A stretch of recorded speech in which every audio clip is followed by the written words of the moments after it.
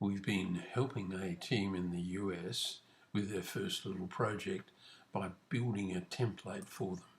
They have a very simple sort of hand sketch, which you see over here, and they'd like us to take us step by step how to construct a drawing similar to the one that you see here. I'll just select all the parts. So let's take it step by step.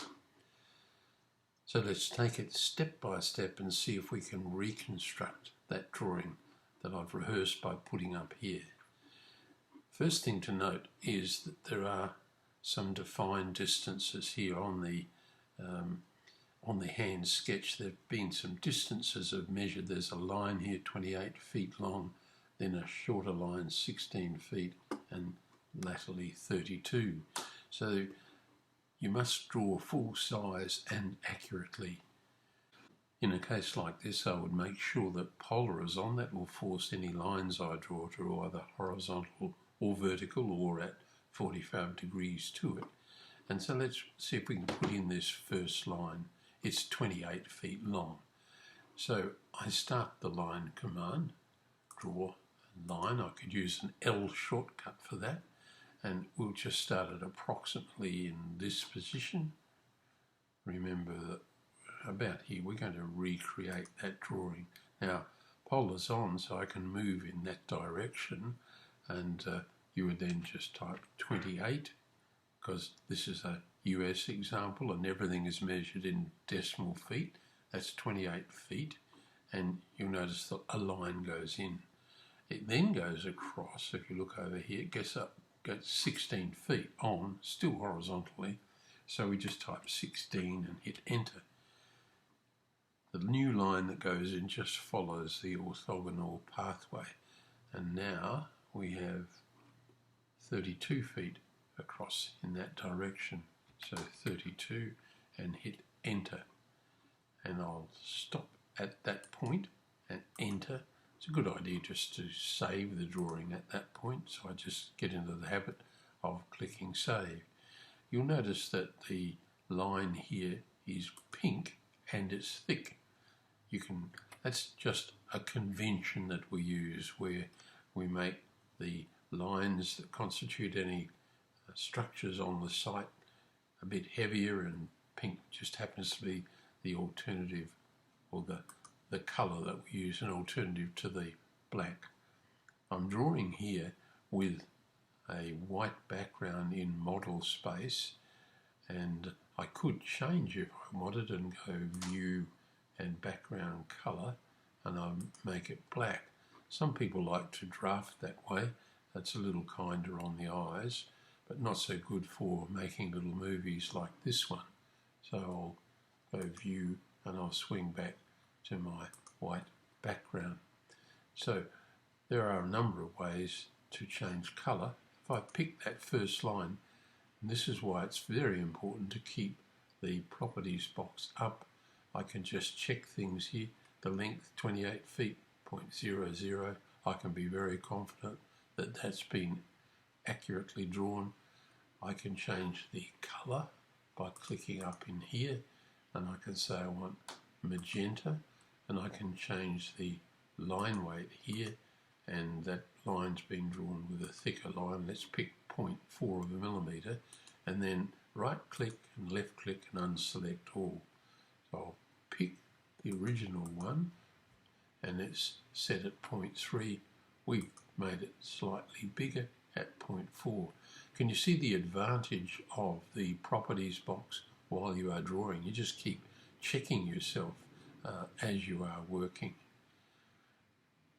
A double check would in fact be to create what's called a dimension, and there's a dimension there, but I'm confident that we are heading in the right direction now.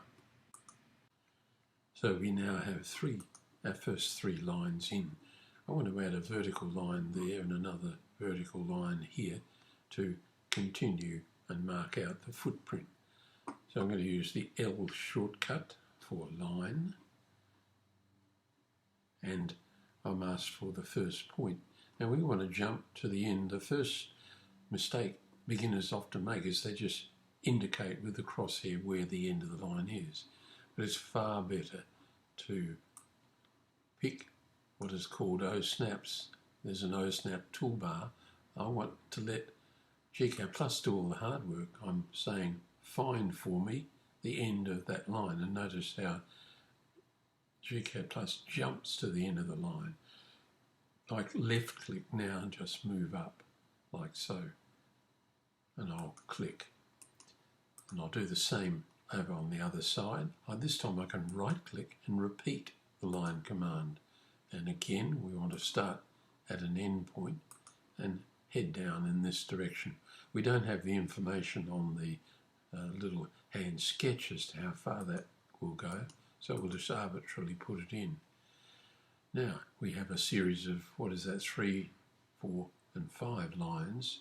Rather than try and change the colour of each one separately, we'll use modify and match properties. You'll find that's a very useful tool. You just pick up the first line and it throws the properties of each of the lines that I'm clicking on to match the first selected line. So there we are.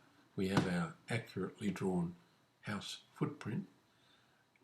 From the sketch plan here, we know that there's a little porch here. That's 12 feet offset, little square porch. Now you may remember we've already drawn a line in that position, so we can get the offset command now and copy the line 12 feet in that direction. We'll have to change its colour after we do that. Maybe we might change its colour now. Just revert from magenta back to by layer, and it appears black, although we still should change the colour to by layer, which is the default. So we're going to now go to modify again, and we're going to offset this now black line, and we're asked for a through point. If we just click, it'll go off an arbitrary distance. We want it exactly 12 feet. So I right click and click on the word distance and type in 12. And OK. Now gCADPlus is asking for the side, so I don't click above because that'll throw the line in that direction. I click under, and there we have it. And I'll exit from there. We need to put the 2 more lines in. I think we can right click and pick line again and go end of here. Now we want to go perpendicular to, or we could just use the end point. But let's use this perpendicular O-snap, which is very handy. We're going to go perpendicular there. Notice I didn't try and zoom in and click on it. I just let the software do the work. And I'll exit and then right click, pick line again from, and because I know the pink line has got an end point where we want it, we could go from there to there and exit.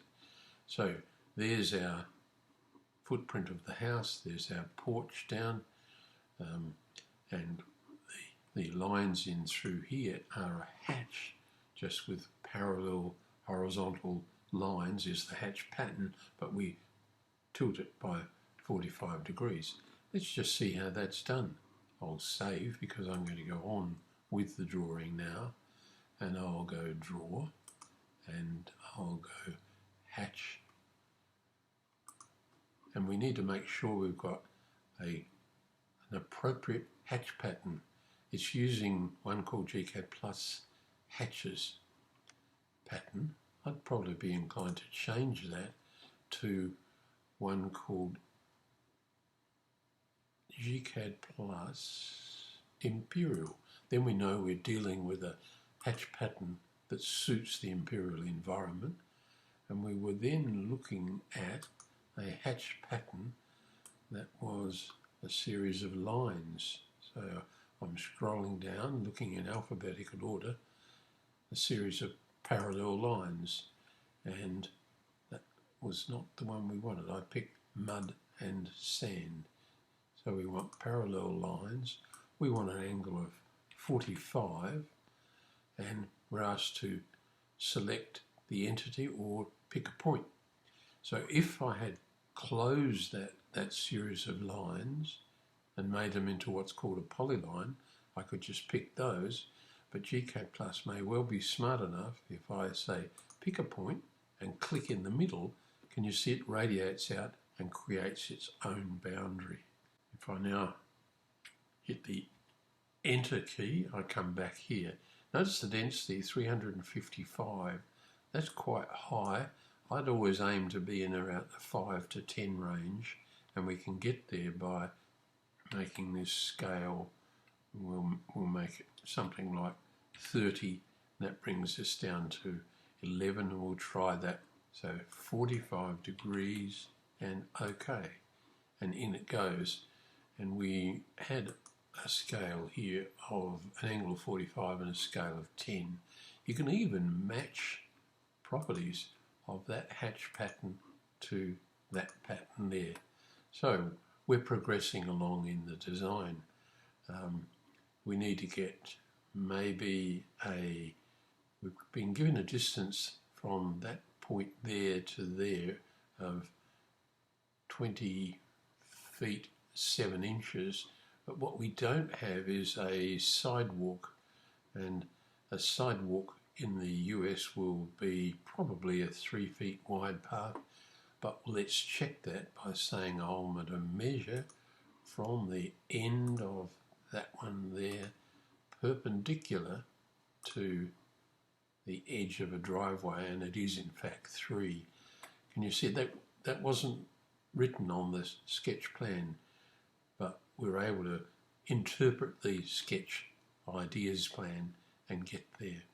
So we can come in down here and we'll just offset that line. So modify and offset. We're going to offset this one. We specify the point. We must right click though and reset our distance. You need a double click there, do it twice, and then distance is going to be 3 feet, 3.0. Be accurate about that. And we go there, and we can offset this one as well. And we now, let's change the color of these back to by layer, which is the default. You can have any color you want. What I should have done is set the width to that. Now we need to square that bit off because we're going to have a garden bed running through here with some corten edging. To square it off, it's a matter of going modify. You'll find the fillet command really handy. Check fillet, and the prompt says select a first object or a polyline vertex, but we'll just have that object and that object, and that squares things off. Again, that's progressing along quite nicely, and we can save. So we have things looking reasonably good, and we now need to put in some sort of arc from there to there. I think it's an arc. Let's check that. Whoops, can't find that one. Oh, we're in the middle of the fillet command, so I hit escape. So it is indeed an arc. So let's see if we can put the arc in now. Why I'm hesitating is the distance from, we've got a 3 feet there. This distance looks to me a little wider, and I'm not quite sure why that is. So I'm going to measure, and a new one that I haven't discussed is nearest. So I'm going to pick distance from there perpendicular to there. That is 3 feet, so it's just a distortion of viewing that looks a lot narrower, but indeed it isn't. So we want to put our arc in from there to, if we look at our sketch plan, which is all we had to start with, it's just coming around in a fairly standard arc. So to draw an arc, let's draw an arc. There are lots of options here, but I'm going to take a 3-point arc here, and I'll just start. It's quite good to draw an arc in an anti-clockwise direction. Middle point will be somewhere here. Notice that the cursor jumped to the 45-degree angle, and then we can probably go perpendicular now to there. No, we can't, but we can say go nearest. So sometimes in CAD drawing you can play around with an angle so you end up getting a nice curve. And there we have our arc, and what we're now going to do is trim it off. No surprise, modify, the command is trim. You need to look carefully at the prompts. Where's the cutting edge? Think of this as a guillotine going down. We pick the guillotine and then right click for the next step. I'm just looking at the prompts. So right click and cut off the entity. That one's not working. Let's try it again. Trim. There's the cutting edge. Right click, select the object to be trimmed. Should be that one. Now I'm not sure why that's not working, so I'm going to just hold recording for the moment and work that out, because you as a beginner will also run into the same problem, same type of problem.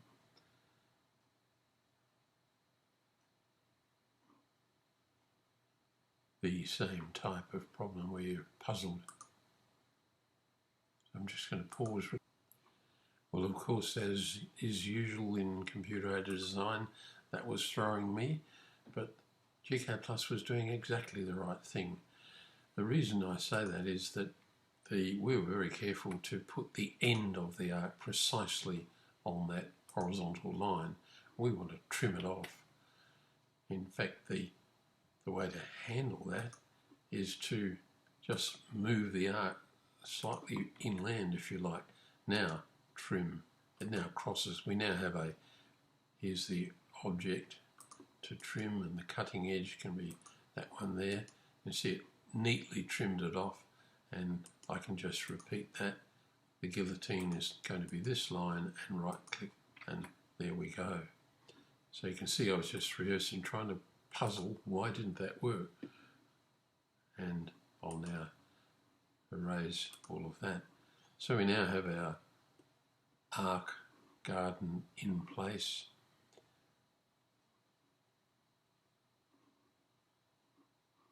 The sidewalk runs around. This one measures 20 feet 7 inches. Maybe we had that written down on the plan, I'm not sure. Don't think so. So some guesswork may have been applied here.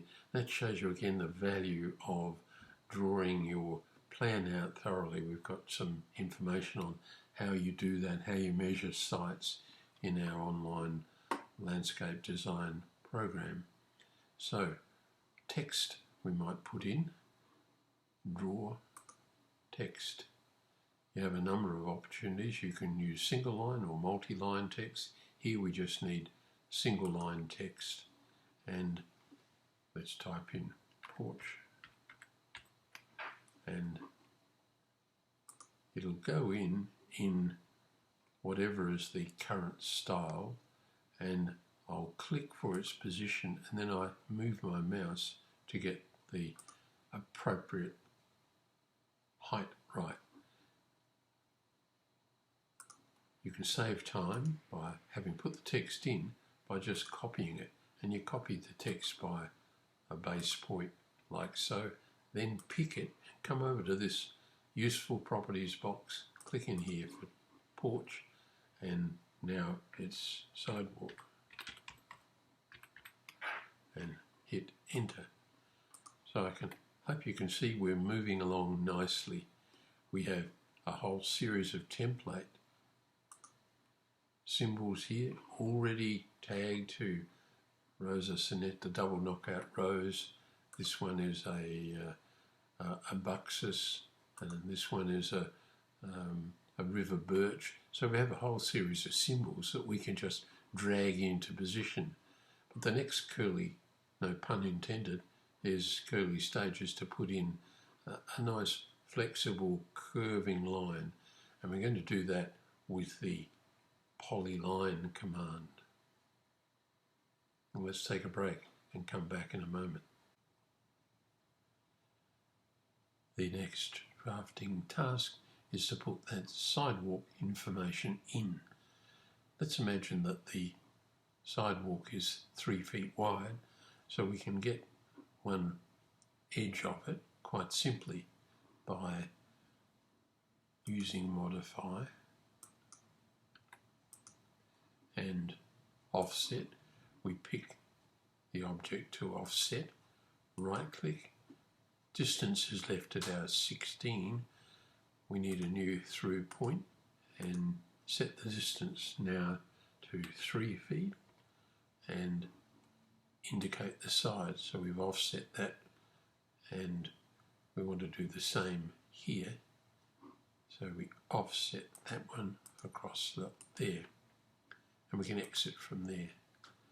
One way to quickly trim and square things off is to use a command which is slightly unusual, but before we do that, we'll return these to the default, which is by layer. Now, I did forget to have these set also back to the default by layer.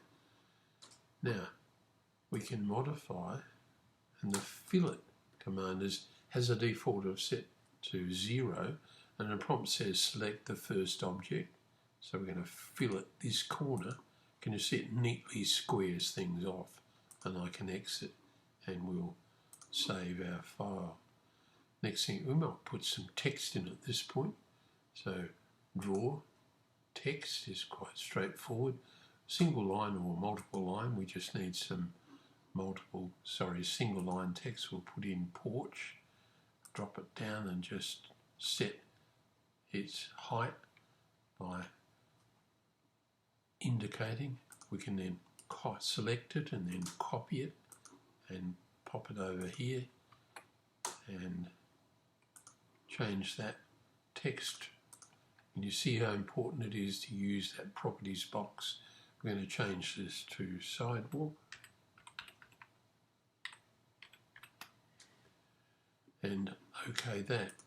So I've got a couple of pieces of text in now. Now we need to deal with this arc that comes in through there. We have a distance that in fact is not on the sketch plan, but I've been able to get it from the design team at Kentucky East, which is this first project for them. And if I pick it, it's dimensioned there at 20.07, and if we look in here, the measurement is 20.587. So let's now do another offset here, 20.587. We do have a little tool which you can float to do that conversion from feet and inches into decimal feet. Here we go, we indicate the side. So now we have that point there now. So we now need to construct our, so it comes around here, our curving arc moving in there. So what we want to do now is to square things off again, and I think the fillet will work. We can do that. So now we want to we come along here on the sidewalk, so the paving will go around in that direction. I'm just looking at it, and to me there's something just a little wrong. Let me measure a distance from the end of that. Should be a 16 feet square porch. Yeah, that's correct. And just looks as though the arc that we're going to draw in is a little too long. Never mind, we digress. Let's do an arc in. Because after all, we're not interested in directly copying this one. We want to design a base point design. So we're starting to get into design. We're going to put in this garden bed, which is going to be, maybe you are saying in your design, a new sidewalk will be constructed.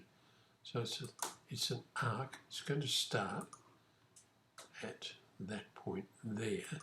And we're after a midpoint now, which will, I'll just take polar off temporarily, see how it's trying to go at 45 degrees.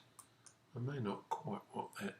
I might want to come about here and then to an end point there, and then we can remove that line and erase there. So there we are. We're now at a stage of putting in a nice curving corten steel edge, which we've drawn and set with colour 42 and a thickness of 0.35 to give the impression of what's going to happen. So we've actually got all the hardscape in now. Took a little while, but now we're starting to get some fun work, because all of these symbols in a template, that one's tagged to a river birch, and our designers want to put river birch there. They want to put 3 of them there. So design is going to become fairly interesting and easy, because we'll simply drag a symbol. It'll sit around about there, and it comes in at a canopy diameter of, let's look at it, about 6. So you can dynamically scale it. So the birch will be a little bigger rather, and then we can copy it. He wants 3 in this area here. So our birch are already in. What we want to do now is put a curving line, and a curving line in gCADPlus is done as a polyline. I will save at that point, and I'm going to start this polyline command. So we're going to draw it in roughly, and then we can adjust it when it goes in. So draw, polyline, and we'll use one of these nearest object snap to, let me look at his sketch plan again. They want to come somewhere like that. They want to come out there and around, in a little. You can see I'm not being at all fussy, and they're going to end with a nearest there somewhere. So that represents our garden bed edge. To apply curve fitting, you select it again, come to the settings box and pick one of the different curve fit types. You then adjust the shape of your curve by just moving these vertices, they're called, around. And we're relatively happy with that, but it's like getting a flexible hose or curve. In this case it'll be corten steel, and just tweaking the position of those vertices so you get a nice flowing shape. And I'm relatively happy with that. I think we did colour 43, and we made it relatively thick to indicate corten steel.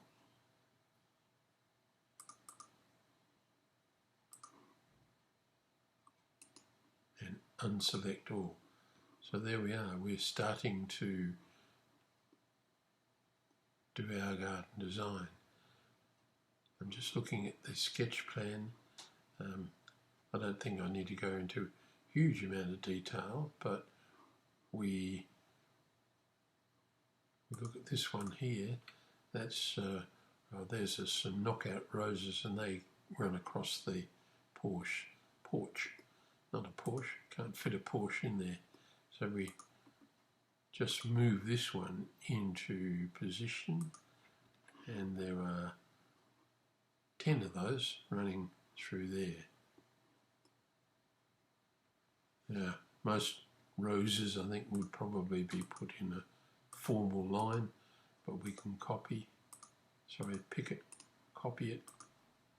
We've got 1, 2, 3, 4, 5, 6, 7, he wants 8, 9 and 10. Now what that tells us, let me just check the canopy diameter here of the rose is just over 2.5 feet. So maybe you might want to close these up a bit, and we'll let our designers at our Kentucky site plan for that. So you want a very formal design, you'll straighten them up. We've got a softer, more informal design. They want to put a Japanese maple in this area through here. This one is already tagged to a dwarf Japanese maple. So again, it's just in this side of the porch area. But again, I'm just checking the diameter of that canopy, 5 feet. Even though it's a dwarf one, it's likely to be a bit bigger than that. They weep and spread out, so I can scale. So I'm not going to do too much more other than bring the scale bar and north point in. I think you've seen how, oops, I don't want to scale them. Oops, I'll exit from there. Exit that last one. Your scale bar should be moved, certainly not scaled. Move and put into position. What I now want to do, and I'm sure the designers in the team can use these other symbols and populate the drawing there. I will cover how to put some ground mulching texture in a minute, but what I'm sure you're interested in is how is all this going to appear on the architectural presentation sheet. Well, let's go to it, and now we see it's almost there, but it's awkwardly placed. It's catching a bit of the other one. So I double click. Notice that it's already organized for the logo, and we have to fill in client name and address and so on. But we're already looking quite good. But we double click here because this is a porthole into the design. What do we want to present? We need to move it around a little. Again, the value of this properties box, you can see it's what's called a floating viewport, and we need to display that on the layout now and pick, there's the floating viewport. Our view scale is 0.23, and what I need to do is to set that at, say, this is the US, I need a 1 to 96 or 1 to 32 or whatever. We've got a table to do that, setting that, or we can just rely, without bothering, we can just rely on the scale bar giving the construction team the right information. But notice that we're caught up here in something or other, and I think it's catching some information. I think that's another floating viewport. Yes, it is. So let me delete that. We only want one floating viewport here. So zoom extents, here's the model. Everything is full size in this model. Here's our developing drawing, which the team can work on and improve. We are able to look at a full presentation to the client now and print this off. We've got a scale bar in there, but I think that'll be close to, I'm used to working in a metric, that'll be close to a 1 to 50 scale. If you must have a US scale, we select the floating viewport, and it's in modify, I think, set fixed scale in layout. We select the viewport there. We look down here, it's imperial we want, and here are your scales. So I'm guessing, well, 1 to 48. Let's try 1 to 48. 1 over 48 and hit enter. No, we need to go up one level, so 1 to 64 I would. So you right click and repeat the command, and imperial 1 over 64 and hit enter. There we are, 1 over 64. So you could put, I've said not to scale here, but you could now put 1 over 64 in the title block area. So I hope that gives you a pretty good idea. I'm talking here to the team at East Kentucky Lawn Care, just getting into design work. So they should now be able to quickly generate their own drawings, working from a good and better sketch plan than we have here. I did show you how to add a hatch pattern for the garden bed area. You don't have to be too fussy about this. What I would do is just draw a polyline, and you just come close to the edge and just click, click. I'll be very crude about this. So I'm just running around just inside the new hardscape elements that we put on there. And all you want to do is to show the garden bed area. By doing this, we're going to be able to measure it quite accurately. And we close, and if we pick there, that's the area of the garden bed. Its area is 854 square feet, and you can calculate the area of mulch you need. Just add a little bit, perhaps, because we haven't taken enough trouble just to get the complete thing. But we can now hatch it. We know how to do that. Draw, hatch. Change our hatch pattern to the one I think was used before was AR concrete or stone pattern, and we'll just try and see how that goes, leaving it at 45 angle and a scale of 30. And that's way too high, but there it is. So we need to come back probably to a scale of 1, and you see there's our indication that there is some pine bark chip or mulching gone in there.